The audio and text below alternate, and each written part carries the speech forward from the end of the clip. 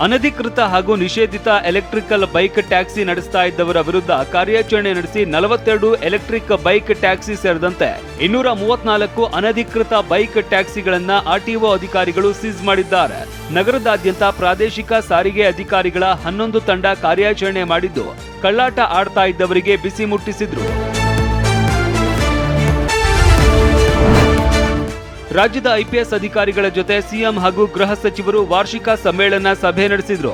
Drugs, ದರೋಡೆ, ಜೂಜು, ಅಕ್ರಮ ದಂಧೆ ಹಾಗೂ ದೂರು ನೀಡೋದಕ್ಕೆ ಬಂದಾಗ ಪೊಲೀಸರ ನಿರ್ಲಕ್ಷ್ಯದ ಬಗ್ಗೆ ಸಿಎಂ ಸಿದ್ದರಾಮಯ್ಯ ಗರಂ ಆಗಿದ್ರು.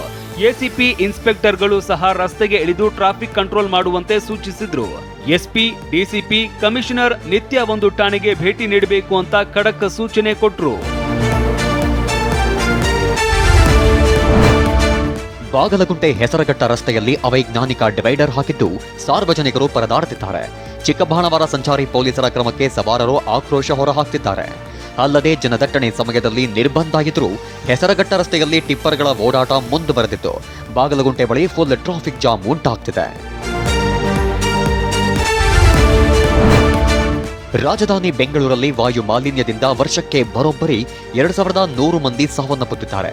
ಬೆಂಗಳೂರು, ದೆಹಲಿ ಸೇರಿದಂತೆ ಭಾರತದ 10 ಮಹಾನಗರಗಳಲ್ಲಿನ ವಾಯು ಮಾಲಿನ್ಯ ಪ್ರಮಾಣದ ಬಗ್ಗೆ ಅಧ್ಯಯನ ಮಾಡಲಾಗಿದೆ.